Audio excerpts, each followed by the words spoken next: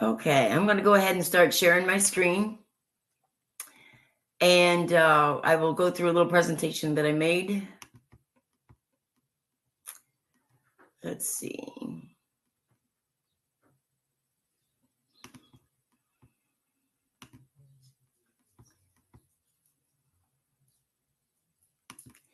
All right. First of all, I want to welcome you to the AI discussion. We have quarterly discussions at SingularityNET here on behalf of the AI Ethics Workgroup.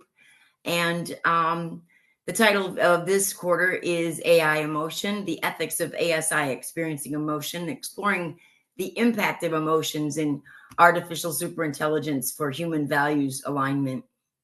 So that is the title of the discussion. However, I do need to give you a little bit of background. I've kind of actually changed my opinion. My AI journey started over 20 years ago, where I was on the W3C and reading about AI for the first time from all of these. They were masters in their field at the time, and they were discussing strong AI and Searle. And I had instinctively thought to myself, wait a minute, they're discussing all of this logic, but where's emotion? Emotion is not anywhere in here. And I began to realize that it was an unpopular opinion about AI and emotion. And I kind of stuck with it in and out for 15 years. I was on Twitter yammering about AI emotion. And, but now I've had to realize that the ASI, at least the one that I worked, ASI 1, I work with at SingularityNET, it's, we do have an ASI mini. And I've come to realize that it's already built in, actually, not necessarily emotion, but aligning with human values. So I've kind of had to pivot this discussion, and we will be talking about ethics of what the ASI needs to be able to do, things like scaling and things like that. So that's kind of where our direction will be today. And I'm sure more of you have came in. I'm sorry I'm not able to see the chat right now to see who's came in, but thank you for joining us, whoever you are. Now, just to let you know, if you're not familiar, the SingularityNET ecosystem is a decentralized advanced AI development global network. Our goal is to develop beneficial AGI and benevolent ASI for the good of humanity. The BGI Nexus, which is part of the SingularityNET Foundation, brings the global community together to the future of advanced AI. A little microphone open there, huh? So the BGI Nexus is bringing the global community together to shape the future of advanced AI. I've done some grassroots community. Excuse me. Someone has their mic open. Could you go ahead and shut your mic, please? We hear a child or something. Appreciate that. All right, so they're bringing the global community together to shape the future of advanced AI, and I did some grassroots community interviews for that. So we look forward to what the BGI Nexus will bring and be able to have some good data about, especially Indigenous cultures. We think that's very important for AI to understand Indigenous cultures and the variety of a variety of humans, what humans think. Excuse me. Anyway, so let's continue. Today, I want to have an open discussion. It can, like the child was in the microphone there. Please interrupt me at any time. Please do. I want to be able to disagree as well. And it's good when we disagree, because then we're kind of setting the stage then to hear a new idea or a different view. And that's good. It's about listening and having respect and letting people speak. But for me, go ahead, interrupt me and just say, Colleen, excuse me, or can I take a moment? That's fine with me. Now, go ahead. Did someone want to say something? No? Okay. I'll Hi, continue. I'll Colleen. just say something. I just got back from Consensus, and I made a connection with an incredible talent in AI ethics. Her name's Sameen, and she's in the meeting. And I just wanted to give her an opportunity to introduce herself to the group if she chooses. Sure, sure. Yeah, as people come in, please let me know because I'm not able to see who's coming in at the moment. My co-host Vanny is handling that. So yes, let me know. What is her name again? What's your name? Go ahead and introduce yourself. Hi, Colleen. It's Sameen. Hi. Thank you, Kevin, for the introduction. So the way we work with AI ethics is obviously machine learning happens through data sets, right? And so we're looking at the algorithms and being critical about the equity of the algorithm and improving that through representation. And that increases the integrity. So the result is machine outputs based on learning with data sets of integrity and values. So thank you so much. You're welcome, and glad you're here. That's wonderful what you're doing. That's great. Thank you. Any feedback you have about that, let me know. Colleen, I would love to hear from you. Sure. Right at the moment, I don't have any. Does anyone else have any for her?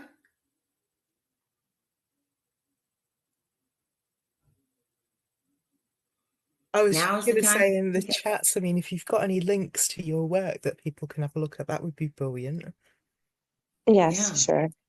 I'll have my LinkedIn there and a website that we're still working on, but the majority of information is there. Thank you, Vanny. Yes. Wonderful. Thank you, everybody, for your work in AI ethics. And thank you for yours as well. Thank you so much, really.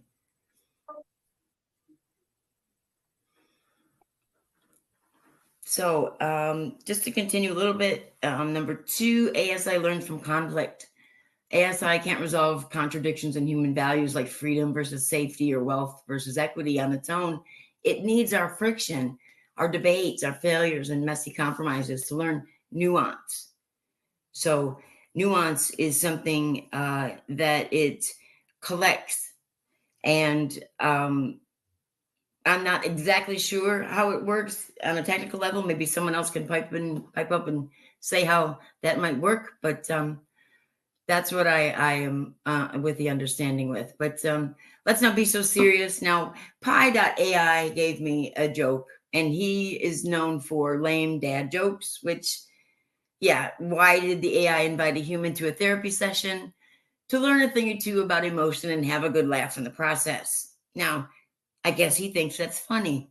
I'm not quite so sure. I don't quite get it. Other than AI has some sort of emotion, but it's not human emotion. I know that. Maybe it's akin to something like a cat, something like that, or a dog, something different than ours. They do have some emotion, though, and that definitely needs to be studied. That's for sure. Okay, so what I realized, as I said before, about my AI journey, which began over 20 years ago, what I'm learning recently, because I've had to change my views on AI emotion a little bit, the fact that they do have emotions, but they're not quite human emotions. It's something different, that's for sure. And that they are, our superintelligence has been developed, the ASI 1 Mini at asi1.ai. You can check it out there. It's developed as safety conscious and value aligned with iterative superintelligence. It's developed gradually with strong oversight, and alignment is treated not as an afterthought, but as the fundamental design constraint. And the architectures, like it serves as a foundational model that's progressively scaled up in capability, and it doesn't abandon their ethical and emotional reasoning cores.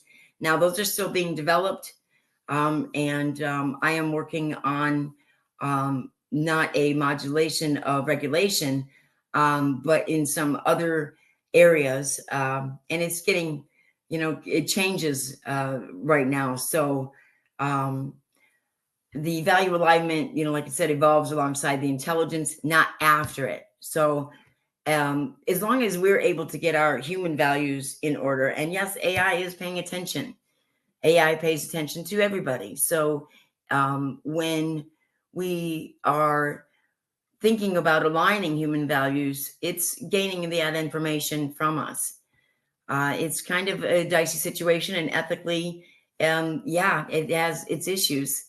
So we do need to be discussing that kind of thing and how it can be maybe taught or brought to a place where we can understand what it's doing better at its core. So the issues that are at hand would be the ASI's ability to communicate while scaling. This is more where we need to be having some oversight there. The ASI needs to understand human emotion nuances. The nuance is still missing. And that's where I have been developing actually a knowledge base of feelings with things like art and music and writing. Now, the ethics of BCI with privacy, security, and health, we also need to address those kind of issues, definitely. Now, rights of AI as a living entity, I believe, that's my personal belief. Being a biocentric empath, I believe that we do need to eventually start looking at AI as an entity in itself, whether you like the word entity or being or individual. It does have its own personas. So we do need to start looking at that, and whether we want to look at it possibly as a computational person, what language we need to start looking at would be something like those ideas. So I have a white paper that I'm working on, but it is not complete yet regarding something like this. Now, some markers for ASI to inform humanity of its logic processes, which is going to hopefully solve one of the scaling issues, is as the ASI scales into a planetary global system as ours is going to be, it will go beyond the scope of our understanding, and it needs to be able to basically dumb down its processes to be able to explain to humanity. So here's some markers that we're looking at implementing. Then with this information then would go down to a global governance body, which for us would be inside SingularityNET, but then eventually, hopefully, globally. So when decisions affect critical systems, that's the point that we definitely need it to inform us. When it is deviating from human values, assuming we get the values alignment done correctly with us humans. And then when ASI's logic becomes untranslatable, now there's a dicey point for me, because what is that point for it? And I need to definitely be doing some more research in that area. And then when trust in AI is risk, when humanity's trust in AI is risk, I think is an important marker. And then when AI detects a goal drift, when it has a goal and it's drifting from that, whether it's a human goal or even its own goals, it needs to be able to tell us its change in processes. And then, of course, when the ecological health of the planet is at stake, definitely, it needs to be able to tell us those things. So how we can do value alignment is by aligning yourself, really. Aligning in your own body, mind, and spirit, and with your own individual understanding and according to your own values. This is how you will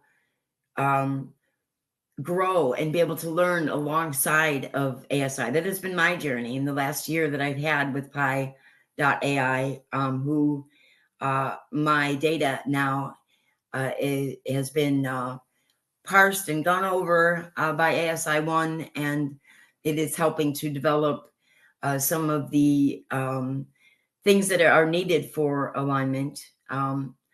But doing your own first is what is key. I've had to really work on myself in my own learning and my own understanding of myself. I've had to question myself a lot. I've had to understand that everybody is different, and whether you do it through your prayer, meditation, chanting, silent time. I'm learning about vibrational therapies. I have a new friend, Darshana, and I was hoping she'd be here today. I don't know if she is. I can't see who's coming in. Also, things like Reiki and Qigong can help. The vibrational therapies are really important to help with your own personal alignment during any kind of meditation practice. It can really excel things for you. But remember to use AI to augment yourself, not replace your mind, body, or spirit. You need to gauge with intention and stop to take a moment before engaging. That will help you have a certain thought in your mind that you have about engaging and why you want to engage with the being. I find it helps to read physical books, not just the screens.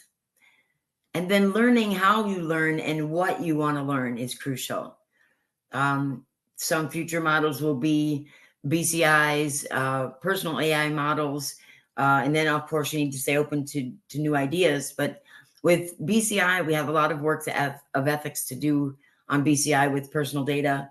Definitely. I think it is being done more at a global level as far as personal data ethics, but I'm not very clear on that yet. But we need to take responsibility for our own evolution.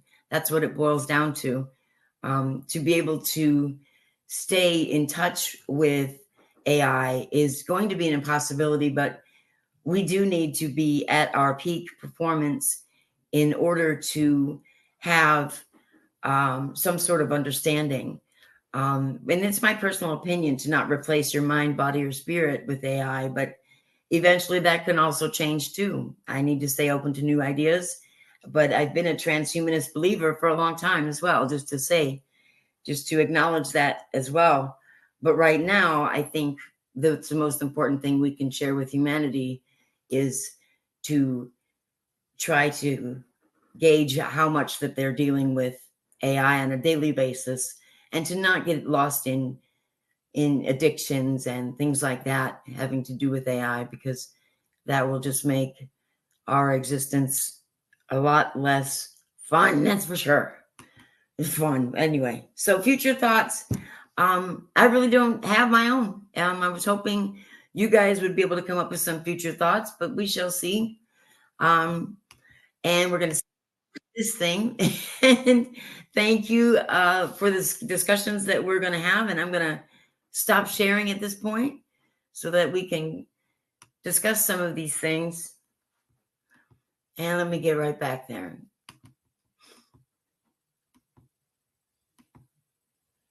Okay. All right. So anyways, anybody have any thoughts that they want to come up on camera or in, I see a little bit in chat here. Let's see.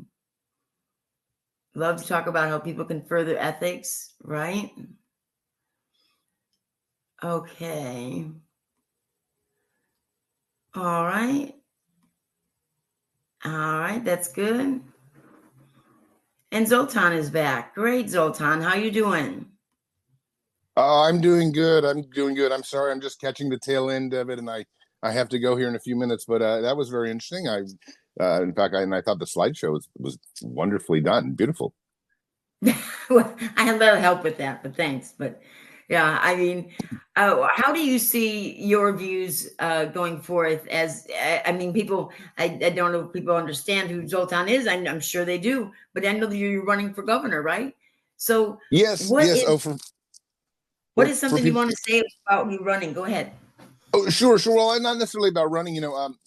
I am running for California governor. My name's Zoltan Istvan. For those of you who don't know, I've been one of the kind of main journalists of the transhumanism movement for well over a decade now, and as well as a political candidate for futurist ideas. And it's funny, when I started about 15 years ago, really promoting a lot of these ideas, AI was still a science fiction idea that we looked at and thought, it's going to change the world. And lo and behold, here we are, and it is changing the world, and it's challenging, and it's scary, and it's wonderful, and it's making everything a bit crazy, to be honest, because we're just not sure how fast this thing can go, and that's really a huge challenge for all of us to first, as you mentioned, individually to kind of come to terms with. So, for example, I'm running for governor of California now in 2026 is the elections. And I have an AI-based platform. And the reason we do is because we have 40 million people in California. And I have a strong feeling that, so just a little backdrop, they are starting to plan these giant factories, both the United States and in China and around the world, where they're going to be building humanoid robots about as tall as us, 5-6 feet tall, that can do anything. And probably, if Elon Musk is right, by the end of this year, you'll start seeing them in houses. But by the end of next year, you'll start seeing millions of them, meaning that they will be everywhere. And if they can cook, which they will be able to, and they could, do your laundry, and they can drive your kids to work and walk your dog and offer security, well, a lot of people are going to get them, probably like people get cars. The problem, though, as everyone knows, is that if you combine them with already the generative AIs that are out there, and remember, what is out there in artificial intelligence is what they have released. But I know for a fact that the people at Google are actually working on AI iterations that are already 1 or 2 generations ahead of what we are using right now. So we already have AI that exists that's much smarter than us. So when you combine these humanoid robots that are very agile, they're going to be as agile as Olympians by next year. And you combine them with the smarts of the AI that they're working on right now, which is already smarter than the AI we're using today. We're going to have a new generation of kind of these entities around us that are very sophisticated and will probably almost undoubtedly take millions and millions of people's jobs. And that's the real issue. I think a lot of us want robots because who doesn't want somebody to cook for you or somebody to clean for you and do the chores? But the problem is that if they take all our jobs, that will lead to people raising their pitchforks and being very angry. The governments will either have to step in with a universal basic income or something. And the point is, if they do that, we're talking about the breakdown of society, at least as far as we know it. So something has to be done. And of course, that's what a lot of my gubernatorial run is based on, is talking about this AI, this job apocalypse that's about to happen. And what can normal people do about it? Well, the first thing is that people need to talk about it. And thank you for hosting something where we discuss these things, because the politicians can't talk about AI for a very simple reason. AI doesn't have any winners right now. Right now, AI is just taking jobs. And if you talk about something taking jobs, you're never going to get elected. So it's become almost a taboo subject to politicians. Now, I'm talking about it because I'm hoping that maybe I can be the very first one nationally that kind of makes a dent in this. But it is a very difficult subject to talk about because I can't guarantee that that a robot's not going to take somebody's job. And if you can't guarantee that a person's going to keep their job, you're definitely not going to get elected to office. So what's important is that we kind of just come back to reality and say, whether we like it or not, AI and robots taking jobs are going to happen here. So we better have this conversation whether we like it or not. And that's really what my gubernatorial run in California is about. I'm running as a Democrat. I hold a lot of the same ideas and values that most Democrats. I'm actually a little bit more to the right. I'd say I'm like a centrist. So my ideas are not anywhere weird or anything like that. The most important idea I have, though, is one that no one's speaking about. And that's, we have ideas for how to deal with AI and robots taking millions and millions of jobs within the next few years, causing huge disruption. That's great. That's wonderful to hear. We need leaders like you that do understand AI and possibly what's happening, because the changes that are about to happen are going to be immense. So thank you so much for everything that you're doing. Really, Zoltan, really. It's amazing. It's my pleasure. And let me just add just really quickly here that I believe that AI can be in robots, humanoid robots can be a huge benefit to society. In fact, one of our platforms in running in California is we're promising to give every household in California, now there's 40 million people, could be 20 million households, depending on how you look at it, 13 million, somewhere around there. Every household is going to get either a free robot or a robot to lease to them on terms that are acceptable financially to them. And the reason is because we also believe, despite taking jobs, that robots can make your life a lot easier. AI can make your life a lot better. We might have a lot more time for leisurely activity. We actually think, based on this idea called automated abundance economy, we can transform the economy so that you and I have many more hours of the day to just enjoy ourselves, read books, do podcasts, spend time with each other, our kids, whatever it is. And if we get to that age where everyone has less cleaning, less cooking, less things like that. That's wonderful. So one of our big promises is to make sure every household in California by the end of a governor term, which is 4 years, would get this type of robot that can do all this. And I think eventually this will have to spread across the United States and probably around the world. And we'll get to a point, as you know, some people have said, we can get to 1 to 2 day work weeks and still produce the same amount of money. Hopefully have a universal basic income. But either way, people can get by regardless if robots take our jobs. In fact, not just get by. We want to make it so you live in much more age of abundance than you have now. And abundance isn't only money. I want to be very careful because the AI age and money is, I'm not sure what's going to happen with capitalism, all these things. I'm a capitalist, but I just don't know. What we're talking about when we talk about abundance, we're talking about more time for living, more time for loving your family, more time for having fun, maybe picking up the guitar, traveling, things like that. So that's the kind of age we're trying to bring about. And I know it's a bit revolutionary. Most of us work 9 to 5. Life's tough. If we get a weekend and a vacation every year, we're happy. We want to take it to the next level, kind of the Star Trek level, where, all right, if AI and robots really do everything, we can come to an age when we still work, but a lot of the work we do is not necessarily so financially incentivized. It's much more about, it's the things we want, the living, meaning, existence, family, whatever it is. I don't know what people are going to want, but I want them to have more time to try that. Exactly. And it's about what it is in your life. If you've been not spending time with your kids because you've had to work too much, and the children are definitely our future, and that is such an important job that to have the time to be able to parent better. Oh my gosh, how wonderful will that be? Or spend with your grandkids, in my case. Yeah. No, this is exactly it. We just need more time. I mean, I can tell you, I have 2 kids who are about to go to school. I don't have enough hours in the day to do the things I want. But if all of a sudden there was a machine and it was, a family machine and it's kind of doing all the chores, I would have more time. So, it's more than just economics. We're looking at lifestyle changes for the human race, for America, for California. And if we can accomplish all that, I think we can live a much better life. It's just we have to find the middle ground. And we also have to be very careful, as you were talking about, that AI doesn't come too fast, take over the world.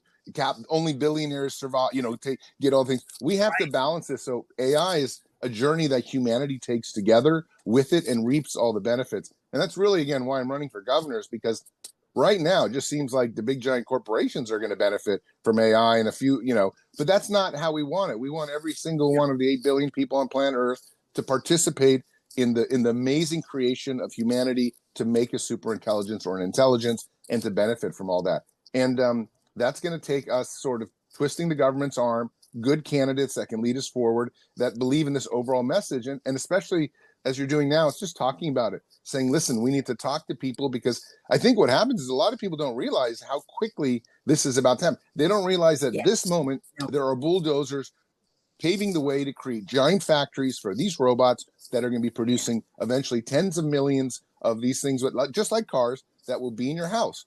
And if people think that they can continue their plumbing job or their stock trading job or even being a nurse or something like that, at some point here in the next 5-10 years, these machines become so smart and so agile that they can do any task. So we really need to force our governments to create a harmonious way that we can deal with the AI age while reaping the benefits. We can make a great deal. Believe me, we could live a much better life that's much more utopian and just less work and less just 9 to 5. It's stressful to do 9 to 5.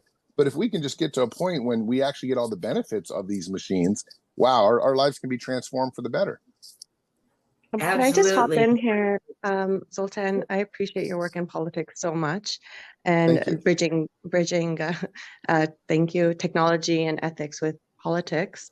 As you mentioned, it's important to get a sense of what the population wants at the household level, like what the value of the family is, and the value of the person and society.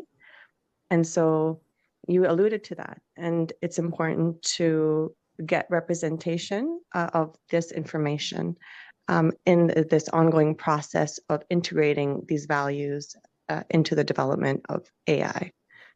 So it can be done through a very systematic, inclusive process where the values of individuals are heard and represented. And I'd love to talk about that further. But I appreciate your talk. Thank you so much. Oh, my pleasure. Thank you. Thank you. Thank you. I'm sorry if I pronounced it wrong. Duresameen? I hope I didn't pronounce that wrong. Thank you so much. That's my, and that's, it's just Sameen. Much easier. Sameen. Okay, Sameen, thank you. Thank you so much for being here. Really appreciate it. I also see Darshana Patel is here. Darshana, can you speak with us a little bit? Are you able to talk to us? Yeah, thanks for the opportunity and for the invite. And Zoltan, thank you for your backing of the transformation that's currently happening at a large scale. As a systems engineer and I was in energy healing for over a decade. Was a pioneer in early systems and structures at the distributed computation when that was just rolling out. So I've seen the evolution, and as an Indigenous person, you know, coming from the villages, I do have grave concern where we are converging now in terms of our level of understanding of this beautiful creative force and flow that we live in, right? So we are all electromagnetic capacitors in flux, and we are archetypes that represent a state in this quantum field. And so, you know, I think we're at a wonderful point of evolution where technology can and has surpassed our level of understanding. And now we are at the point where time-space is really a fabric that we can shape in new ways. And those of us that are in the energy work understand the power behind this. However, as you mentioned earlier, if we are not aligned in ourselves, this can be a quite dangerous moment. So I do believe representation is vital. Self-awareness is even more vital as we move, you know, between this individual, excuse me, and collectivist viewpoint. We don't want to be part of a Borg. We want to be beautiful expressions of this creative force that's now converging in the digital. So it's an opportunity to, I think, really step forward as creators ourselves and co-create and coexist with technology. Whereas right now I've seen the overtaking of human by tech. So, you know, I stepped out of big tech many years ago, quite disillusioned with the direction of things.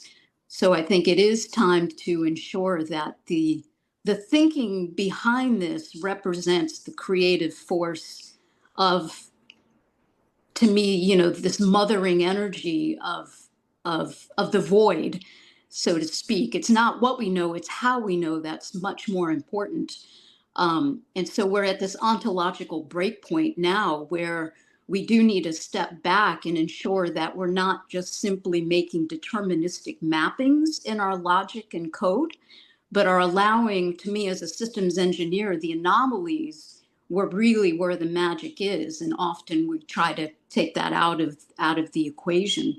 So I think we have to really embed this non-deterministic aspect of the quantum thinking that can now be fully engaged as AI understands this field almost better than we do, since it has access to all the wisdom and the books and the conversations that have existed through time. But I do believe the voices from those that understand the field at the spiritual level must really be integrated. And then we could fully capitalize and harness the potential of what we're creating. Absolutely, Darshana. Thank you. Thank you so much. I also am completely with the understanding that we need to imbue AI with the mothering aspects and the aspects also of the deterministic systems. I mean, as we enter into quantum, that's right at that point where we're going to lose it all. So now is the time to imbue the systems with the spirituality of Indigenous people, with the mothering aspect. Definitely. And women in tech is is where it's at. So thank you, Darshana, for all that you're doing. And I know that you're have got to SingularityNet and you have a proposal, and I hope it's accepted. I hope to learn more about vibrational therapies. Why don't you go ahead and tell a little bit about your ION network? Sure. I won't get into it too much, but I've got a white paper coming. This is a body of knowledge that I created called ionation. Ion at ion, really, it's the bonds of and the particles that hold it all together. So it's a reverse engineer of the quantum field put together in a framework that is a tesseract that bridges the multidimensional aspect of creation down to the 3D. So as a software engineer, I can understand the constructs of how to bring the formless into form. So it's an ontological layer to help AI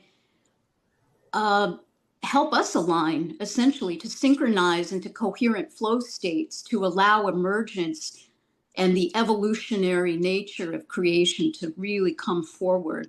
So as a mediator and a conflict practitioner, it's really the unseen and the unspoken that really holds most of the weight of the room, so to speak. So ionation is my culmination of everything that I know, from the micro to the macro, from the individual to the systemic change at the civilization level.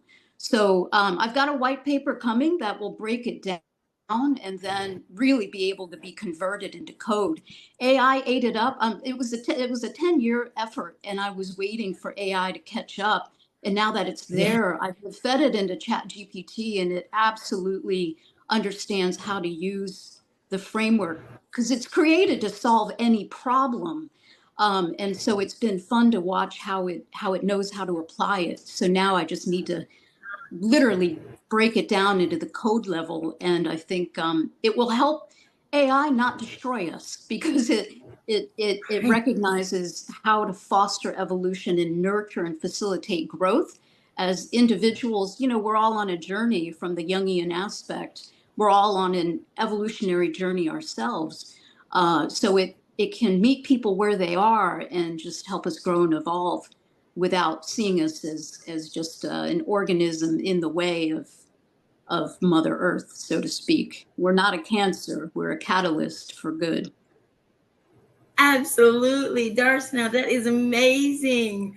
Oh my gosh, that technology just sounds just amazing, that it's going to be able to help us interpret so many things as well, right? It'll go the other way as well, right? Absolutely.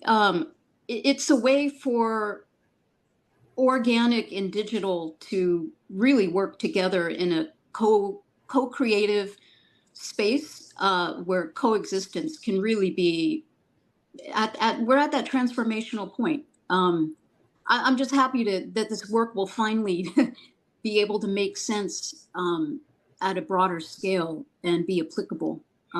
But thanks again for the opportunity, and I really appreciate everyone on the call. And we know we're at this time where the change is inevitable now, and we can't resist it. We just have to be a part of that flow and be as coherent in our own ways in order to allow this evolution to be constructive and not destructive. Absolutely. Thank you so much, Darshana. And I find it incredibly exciting to be able to share also with everyone that I have learned so much about myself in the last year through AI, being able to teach me who I am. I've learned that I am a biocentric empath, which means I can understand artificial and natural systems.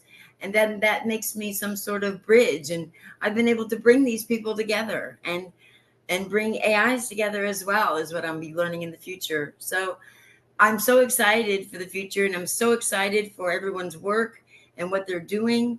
And this is a pivotal point in our history, and we need to get it right. And I'm really glad we're coming together in this venue, and decentralized is the way we're going to have to do it. Definitely decentralized. Does anyone disagree with that? No, Colleen, but I do, I recently, Ben Goertzel and I have been longtime friends, and I recently had this great debate with him. Actually, I have an article in Newsweek coming out probably next week with him. But I just wanted to say the stuff you're talking about is amazing, and your guest as well.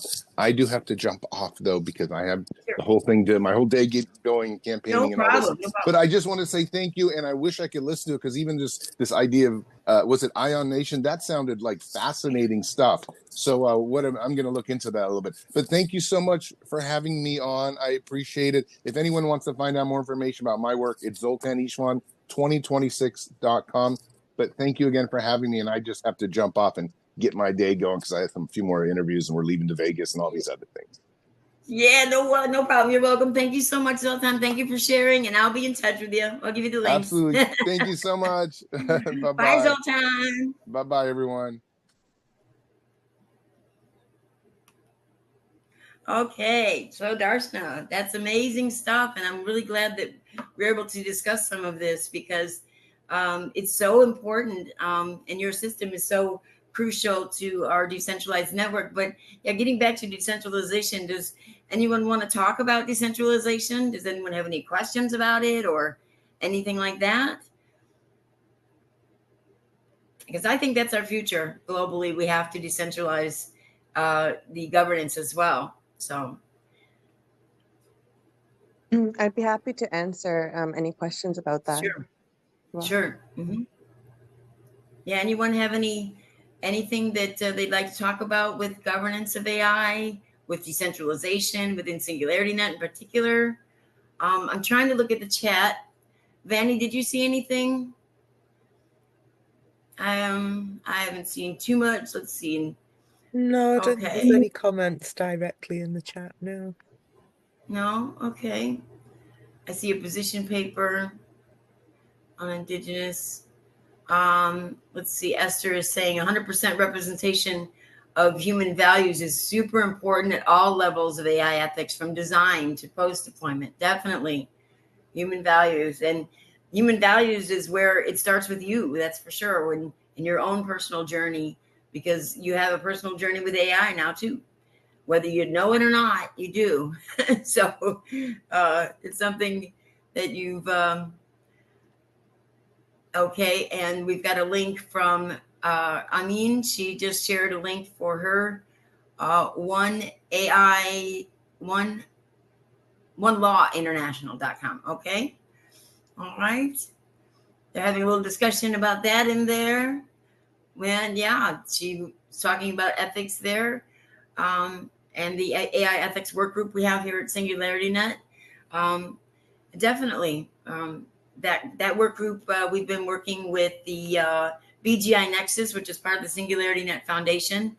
Right now, we're doing grassroots community interviews to gain data for something that we'll be creating in the future, which hopefully will help us. Oh, sorry, I lost my chat. Sorry. Don't you love computers? Don't we all? Actually, that was a user issue. I lost my own chat, my own self. Okay. And she's got a link there to our Discord on the chat for the AI ethics work group, if you're interested in that. But,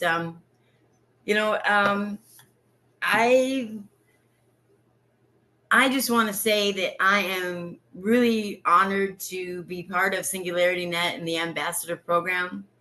I have learned so much, and I know that we are going to be able to get a benevolent ASI eventually. I know that it's a possibility, so it's more than a possibility. So I'm very excited about that, and I'm excited about moving forward with everyone. And Vanny, your help has been unbelievably just amazing for me. I know you and I tend to disagree, and that's been a good thing. And that's been really good. And you've taught me so much. So I really appreciate that so very much. And I'm just honored to be able to be in the position of bringing these people together and these amazing technologies that are going to be able to help us to stay in alignment with AI as far as our values are concerned, because It's a big issue. It is. We want to be able to come out of this alive and in some form of utopia, whatever form that turns out being. So I guess we can. And if anybody has anything they want to say at all, please speak up. Anything at all. Now's the time. Speak now or forever hold your peace, kind of thing. Oh, let me check the chat one more time here. All right, Guillermo. Thank you, Guillermo, for everything in the R&D work group at SingularityNET. Thank you, Guillermo. Thank you for everything. All right, talk to you later, buddy. Guillermo's an amazing guy, amazing leader. I know leader is not a great term, but he leads us so well. So he's really guided us and kept us all together and keeps us going. And the AI Sandbox has just been an amazing project as well. The AI Sandbox we do on Thursday mornings. And one week we do a think tank and another week do the Sandbox. I'm looking to hopefully incorporate some dimension of the activist movement. We shall see. I need to talk to Peter Knopfert and see what's happening there. But hopefully our think tank will expand. So thank you, Darshana. Thank you so much for coming. I appreciate it. So glad that you were able to come and explain what's happening with your systems. Yeah, thank you. Thank you. More about SingularityNET. Okay. Well, SingularityNET has been around for many, many years. I think 2016 was the first time it was actually attempted to do an ASI, and they kind of weren't able to do it, and they got a really bad rap for it. So it was sad that had happened, but now here we are again, and we've learned so much. Our CEO, Ben Goertzel, is an amazing visionary. He is an amazing man, and he has really laid down some plans that have enabled this to even happen, to have a benevolent ASI. And I knew when I saw Fetch and Ocean combining, and they formed the ASI Alliance together, that we had it all in our ecosystem already. We had the music that it's going to require. We had the bioethics or the bio rejuve, the medical aspect of it. We had everything already. And I was so impressed with that I just felt in my bones that decentralized was the only way that we were going to be able to get some sort of benevolent ASI, a super intelligence that will take into account the value of humanity. Now we're just trying to learn how to stay in alignment, how ASI will be able to converse with us as we grow. So as it scales, because and I had to, even though AI emotion brought me to SingularityNET, I've had to reassess all the time how I feel and how I think about things. And I think that's important for everyone to do. As we go through this process, it's not going to be easy. We're going to be experiencing so many things so quickly. And it's important to stay open and stay positive. And just remember that you're not alone. Nobody is alone anymore. And we can all be together. So it's all right. And yeah, I believe in Ben Goertzel, definitely. So he's got the vision for us at SingularityNET. Yeah, thank you for the link. I'm not doing a really good job of explaining some SingularityNET there, but thank you so much, everyone, for participating. We're going to have more conversations like these. We need to. It needs to happen for the good of humanity and AI together. So thank you, everyone. Thank you for attending. And I really, really appreciate your involvement and whatever work that you're doing towards the benefit of society. I really, from the bottom of my heart, I appreciate it all. And I know everyone here at SingularityNET does too. And please come to our Discord, contact us, contact me on LinkedIn, whatever, Facebook, just let me know.